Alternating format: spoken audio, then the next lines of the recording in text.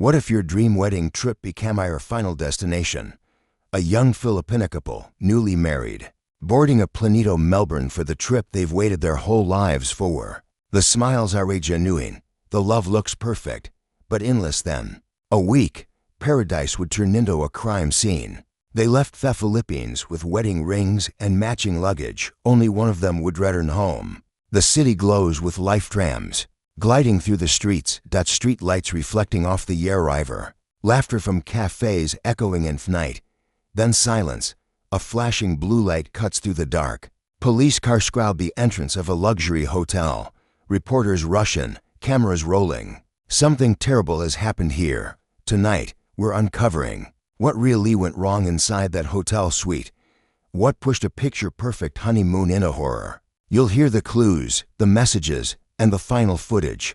Watch closely, because as the story unfolds, I'll ask you to piece it together with who was truly the victim and who was hiding behind the perfect smile. Marvin Santos and Isabella Bella Reyes. Their story began like something out of a romantic film. Marvin, a 31-year-old freelance photographer from Cebu, had a charm that could light up any room. But behind his easy smile was a quiet unease, the kind that comes from wanting to be enough for someone who seems too good to lose.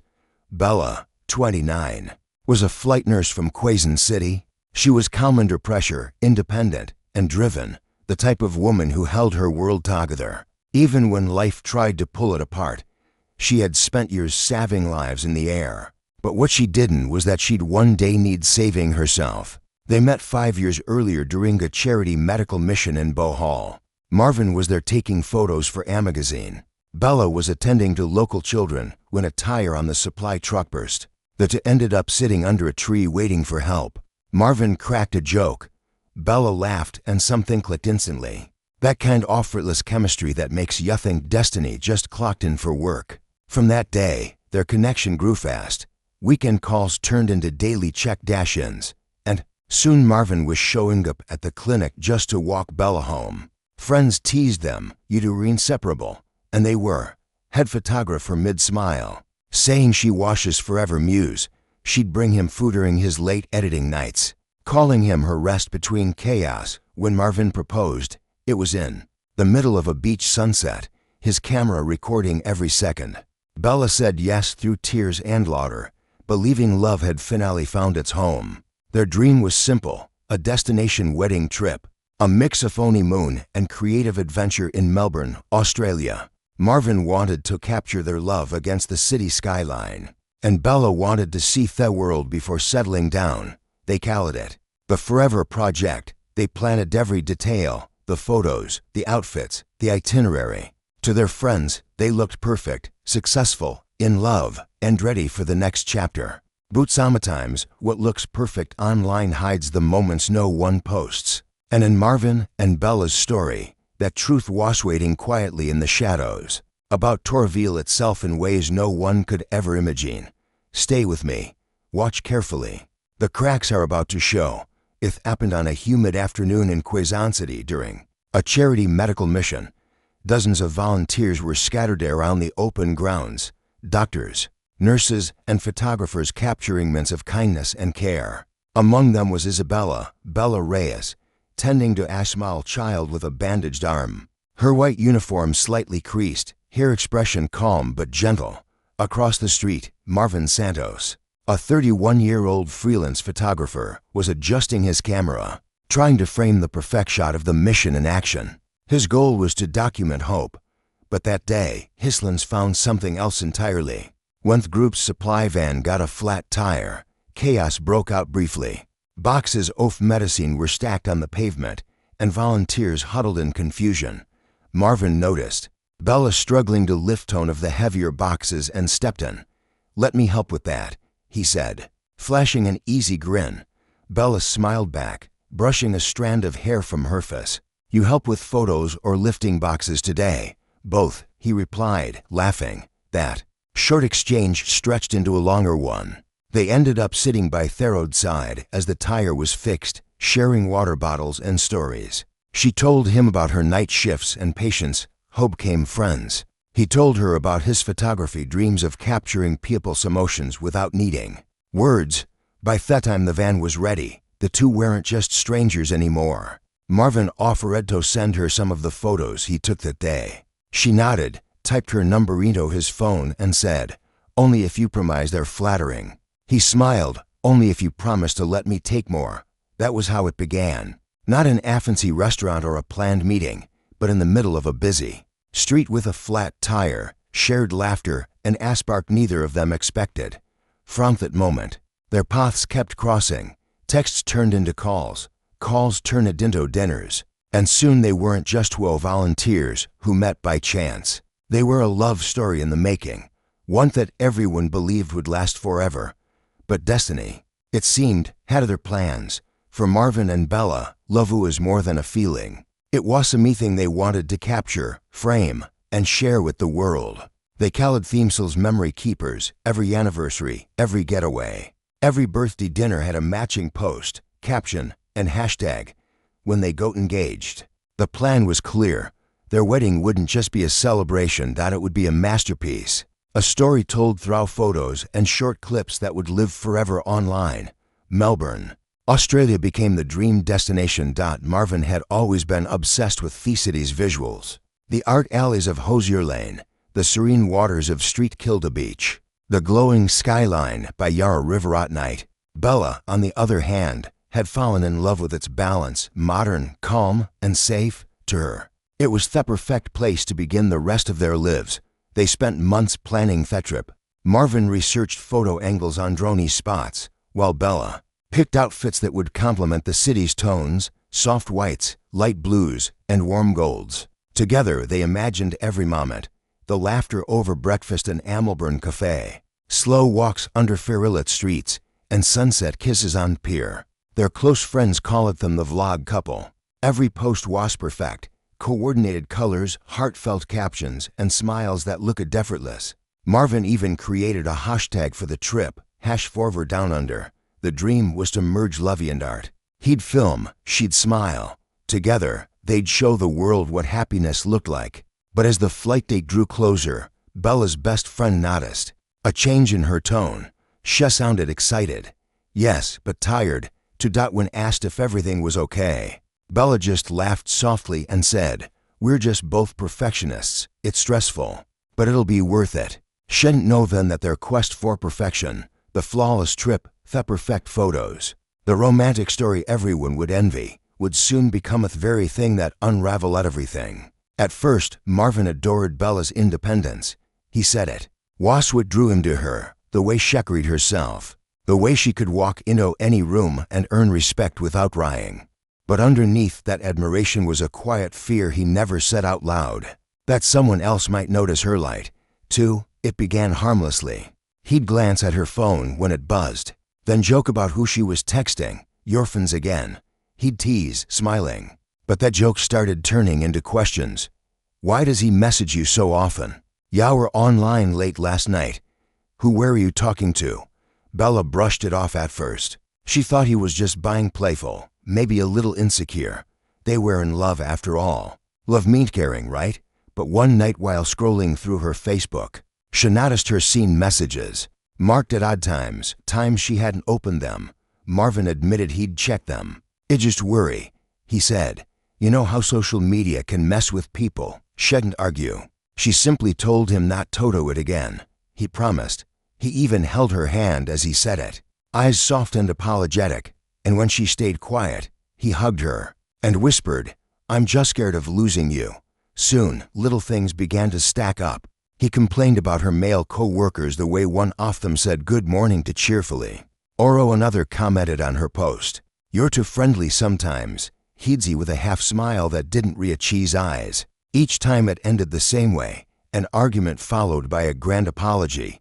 He'd bring her flowers, take her to dinner, post a photo captioned, "My forever, my peace." To the world, they were a picture of devotion. To Bella, it was confusing love that felt warm one day and heavy the next. She told herself it was normal. Every couple had fights. Every relationship had its moods. What she didn't realize was that these weren't just moods. They were signs. Small cracks beneath the surface, cracks Marvin kept covering with sweet words and perfect gestures, the kind off cracks that don't stay hidden for long. When the plane touched down at Tullamarine Airport, the couple looked at every bit the picture of happiness. Marvin carried his camera bag over one shoulder while Bella, still in her cream travel coat, clutched his arm and lawed as they walked through Rivals. They had finally made it, the city of their dreams, Melbourne. The cool air hit their faces as they stepped outside, the sky strewn with soft morning light. Marvin filmed short clips of their arrival, Bella waving at the camera, their suitcases rolling side by side, and a quick shot of the welcome to Melbourne sign glowing above theatre minal doors. By noon, they had checked into a luxury suite overlooking the Yarra River with floor-to-ceiling windows that framed the skyline perfectly. A chilled bottle of champagne waited on the table, and the hotel staff had arranged rose petals in the shape of a heart on the bed. Bella smiled as she looked around. "It's beautiful," she said. Marvin kissed her forehead and replied, "Just like you. This is where forever begins." Minutes later, he posted the first photo of their trip. Bella leaning on the balcony railing, the city glimmering behind her. The caption read, "Melbourne, the city where forever begins, number forever down under." Within hours, likes and comments poured in. Friends back home called them the perfect couple. Their followers reposted clip of them laughing in the airport. Everything looked perfect. Over the next few days, their feed overflowed with snapshots of joy. At St. Kilda Beach, they held hands as the waves brushed their feet. At Hosier Lane, they posed against walls covered in vibrant graffiti, Marvin behind the camera, Bella twirling in a summer dress. At Brighton bathing boxes, they took selfies with the colorful huts lined neatly along the shore. Each post showed love, laughter, and light. In their videos, Marvin's hand always reached for Bella's, and she always smiled for Thelen's. To anyone watching, they were living every couple's fantasy. But behind those perfect frames were moments the camera never caught: the silence during cab rides, the slight tension when Marvin scrolled through her phone under the table, the way Bella's laughter sometimes faltered right after the recording stopped. Online, it looked like the start of forever. Offline, something else had begun. It started one quiet evening in their hotel suite. The golden glow from the Yarra River shimmered through the window as Bella scrolled through her phone, smiling softly at the flood of congratulatories from friends and family back home. Among them was one from Ethan, an old college friend. Just a simple message that read, "Congrats, Bella, you deserve all the happiness in the world. He's a lucky guy." Bella smiled politely and replied, "Thank you, Ethan. That means a lot." She didn't think much of it, but when Marvin walked past and caught a glimpse of the name flashing on her screen, something in his expression changed. His cheerful grin stiffened. His eyes lingered for a moment too long before he looked away. That night over dinner, he was unusually quiet. Bella noticed. "You okay?" she asked. He hesitated, swirling his drink before saying almost casually, "Why was that guy messaging you at night?" She looked confused. "Who?" "The one from college, Ethan." "Oh, that he just congratulated him. It was nothing serious." Marvin smiled faintly, but it didn't reach high size. "Yeah, nothing serious." Later that night, while Bella was in the shower, Marvin sat on the edge of Thebes, her phone in his hands. He tried to unlock it, guessing her password. The sound of running water masked the faint clicks until the bathroom door creaked open. "Marvin, what are you doing?" He froze. "I was just checking my phone." She cut in, her tone calm but sharp. Hesed, setting it down. "I just wanted to see if anyone else had texted. I'm sorry, I shouldn't have." The air between them thickened. Neither spoke for a while. When she finally did, her voice was tired. "You promised me you'd trust him." "I do," he whispered. "I just didn't trust people around you." That night, for the first time in Melbourne, they slept facing opposite sides of Thebes. No good night kiss, no whispered, "I love you." Just quiet breathing and an unspoken distance that hadn't been there before. By morning, they both apologized, she for snapping, he for doubting. They even took a smiling photo at breakfast, captioned, "Nothing but love in Melbourne." But that photo hid the truth. Something small had broken between them, and though they both tried to move on, something inside their love had shifted quietly. but permanently. The next morning, Marvin tried to make things right. He booked something special, a hot air balloon ride over Yarra Valley. A gesture he said would wipe away the tension. It was the kind-of grand cinematic experience Bella had always dreamed of. And for a moment, it seemed like the perfect fix. They left before sunrise, bundled in light jackets, the chill of dawn brushing against their faces. The balloon's flame hissed softly as they rose, the world below shrinking into a patchwork of vineyards and winding roads. The view was breathtaking, golden light spilling across the horizon, the faint hum of the earth waking up beneath them. Marvin took photos of everything, the sky, the landscape, Bella. His camera clicked rapidly, trying to capture beauty in every frame. She smiled for him because it's what she always did. She knew how much it meant to him. For a while, there was peace, no harsh words, no glances full of suspicion, just silence and the soft rustle of the wind. But as the balloon drifted higher, that silence began to feel heavier. Marvin reached for her hand. She hesitated, then tucked a loose strand of hair behind her ear, pretending not to notice. He didn't push. He simply turned the camera toward the horizon and kept filming. Bella gazed at the distant hills, her expression calm but distant, as thoughtful.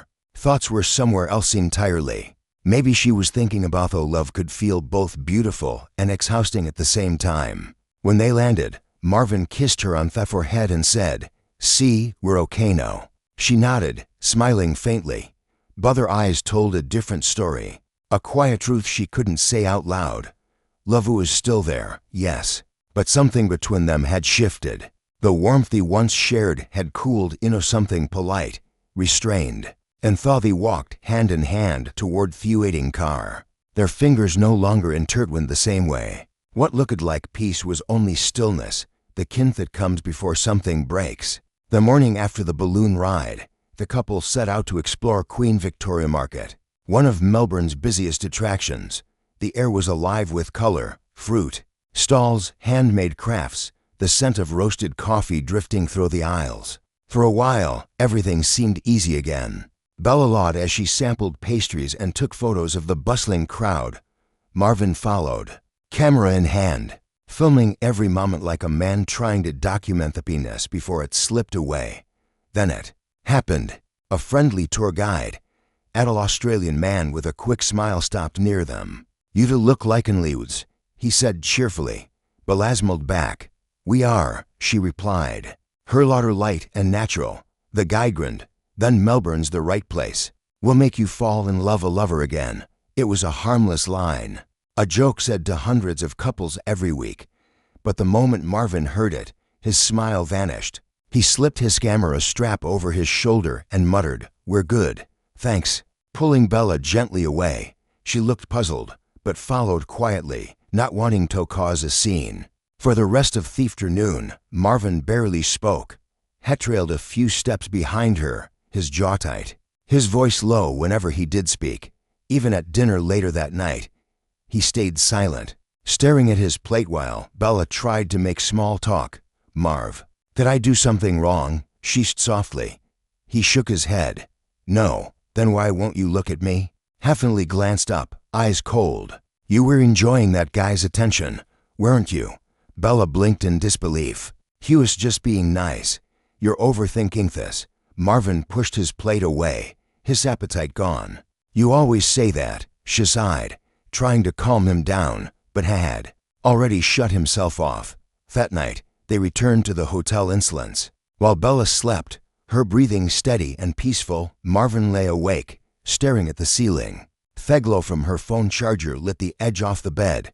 Slowly, he reached for the phone again. He told himself it was just to reassure his mind that he'd look, find nothing, and finally rest.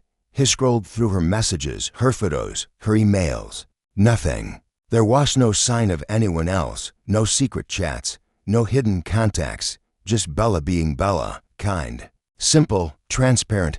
But instead of easing his mind, emptiness fueled it. His thoughts twisted every innocent moment into something else. The smile at the market, the laugh, the tone in her voice, all suddenly suspicious in his imagination. By dawn, he wasn't comforted. He was convinced. convinced that she was slipping away, convinced that something was being hidden from him, and thought Bella would wake up smiling, hoping for a normal day. Marvin's eyes would already hold a storm she couldn't see coming. It was late afternoon when Bella finally reached her breaking point.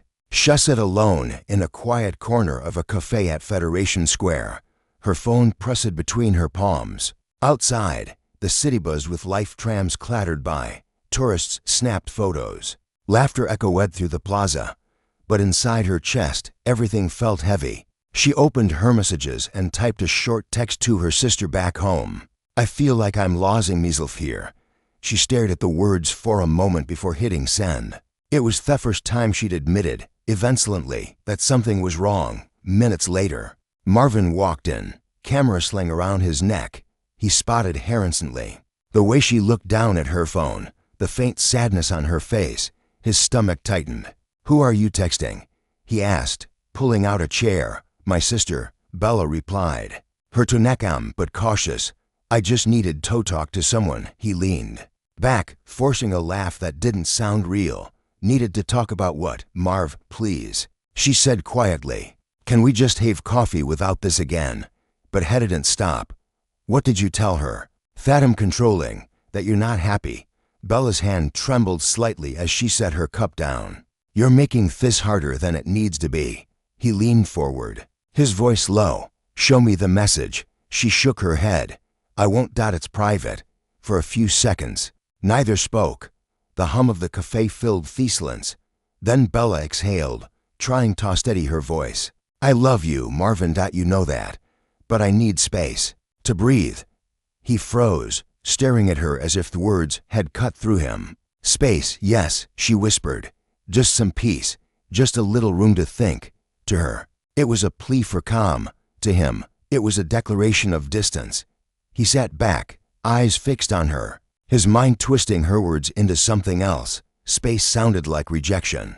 Peace sounded like goodbye. She reached across the table to take his hand, but he pulled away slowly. "You really think you can love someone and still need space from them?" Bella blinked back tears. "Sometimes that's the only way to save what's left." Marvin didn't respond. He just stood up, left a few bills on the table, and walked out. Bella stayed, seated, her reflection in the cafe window, looking back at her, tired, uncertain, but still hoping it wasn't too late. What she didn't know was that outside Marvin had already decided something in his mind, something irreversible. And from that moment, the danger wasn't rising. It was already there, waiting for its turn. The evening air at Docklands Harbor was soft and golden, the kind of light that makes everything look peaceful. Couples strolled along the waterfront. Music floated from nearby restaurants, and the sound of waves tapped gently against the pier. Marvin and Bella sat at a candlelit table near the edge, their plates untouched, their smiles faint and forced. It was meant to be their final night out in Melbourne before heading home. Marvin had picked the spot himself, one last dinner before reality. He'd said. Bella had agreed, hoping maybe somehow things could still be repaired. But as the sun sank lower and the city lights flickered on, the silence between them grew thicker than around them. He barely spoke. When she tried to start a conversation, he just nodded or gave short replies. Every time her phone buzzed, his eyes darted toward it. She noticed. She always noticed. At 9:13 p.m., they paid the bill. A waiter later recalled how Bella thanked him with a soft smile while Marvin stood behind her, expression unreadable. At 9:47 p.m., CCTV footage showed them walking into their hotel side by side, but not holding hands. It would be the last time anyone saw them together. Later that night, guests on their floor reported faint, muffled noises from behind the walls, a thud, then another. A woman's voice, faint but trembling, then nothing, just silence. At around 10:30 p.m., a guest across the house stepped out, hearing what sounded like glass breaking. He paused, listening, but when the noise stopped, he assumed it was just a dropped bottle or an accident. No one called the front desk. No one knocked. The next morning, a housekeeper named Leah wheeled her cart down the corridor. When she reached their room, the "Do Not Disturb" sign was still hanging. It had been there since the night before. She hesitated, then gently pushed the door open. Inside, the curtains were drawn halfway, letting in a pale beam of morning light. The room was a mess: an overturned chair, a shattered wine bottle, streaks of red on the carpet. On the nightstand lay Bella's broken phone, its screen crack had beyond repair. Her jewelry was scattered across the floor, and on the bed, Bella motionless, her wrist bore bruises, her lips split, her eyes still open, staring at the ceiling as though caught between fear and disbelief. There was no sign of Marvin. His suitcase was gone, so was his camera. Only his jacket remained, draped across the back of a chair. By the time the police arrived, the truth was clear. She hadn't slipped. She hadn't fallen. She had been trapped, cornered, and silenced. He had vanished into the city, leaving behind a trail of questions and a love story that had turned to ashes overnight. The morning news broke before the sun had fully risen. By 8:00 a.m., Melbourne police had sealed off the hotel and confirmed what no one wanted to believe. Isabella Bellares, 29, a newlywed from the Philippines, had been found dead inside her honeymoon suite. Her husband, Marvin Santos, was missing. Within hours, the story spread across continents. Local media in Australia called it Thedeclan's tragedy. In the Philippines, every major network carried the headline: "Just married Filipino couple's dream trip ends in horror." Photos off their smiling faces filled every feed. The airport selfies, the beachside dinners, the bright captions filled with hearts and hashtags. But now those same posts looked haunting, frozen in time before everything went wrong. The Melbourne police launched a full-scale manhunt. Marvin's photo, the same one from their wedding announcement, appeared on digital billboards, airport terminals, and television screens. His passport was flagged, his bank accounts frozen. Investigators revealed that CCTV cameras caught him leaving the hotel through a service exit in the early hours, wearing a dark hoodie and carrying a duffel bag. After that, he vanished. Back in Manila, grief turned into rage. Friends, colleagues, and complete strangers began posting under the hashtags: "Number Justice for Bella," "Number Stop the Silence." In candlelight vigils outside hospitals and churches, people held up her wedding photo, Bella in her white dress, smiling beside the man she had trusted with her life. Reporters interviewed her co-workers, who described her as gentle and kind, always the one comforting others. Then came her sister, standing before microphones at April's conference, her voice trembling but firm. "My sister believed love could change people," she said. "She believed patience could fix what was breaking. But love doesn't hurt. Silence kills." Her words spread faster than the news itself. Shared, reposted, echoed by thousands who saw in Bella's story a reflection of their own fears, their own near misses. In Melbourne, flowers and handwritten notes began to pile up outside the hotel entrance. Strangers who had never met her whispered prayers, some wiping tears as they walked away. And across the nations, one truth became painfully clear. The story of Marvin and Bella was no longer just about them. It had become a mirror, forcing everyone who watched to confront a single haunting question: how many more Bellasaris smiling through their pain, hoping tomorrow will be better before it's too late? If he checks your phone when you are not looking, if you have to explain every message, every call, every law, if you start choosing your words carefully just to keep the peace, that isn't love. That's fear wearing love's disguise. When your smile feels heavy, when your silence feels safer than honesty, when you start apologizing for things you didn't do, those are the signs, the quiet ones that whisper before they scream. Love should never make you shrink to fit someone else's comfort. It should never demand that you trade your freedom for security or your voice for peace. If you find yourself walking on eggshells, ask yourself why. Because true love doesn't watch, question, or cage you. It lets you breathe. Tell someone. Speak up before silence becomes a sentence. Leave before loyalty becomes a trap. You don't owe an eye when you're paying in the name of patience. You deserve to be safe. You deserve to live. If stories like this must be told, then let them serve a purpose greater than shock. Let them save lives. Every view, every share, every comment spreads awareness to someone who might be too afraid to speak right now. So, if you're watching this, don't scroll away in silence.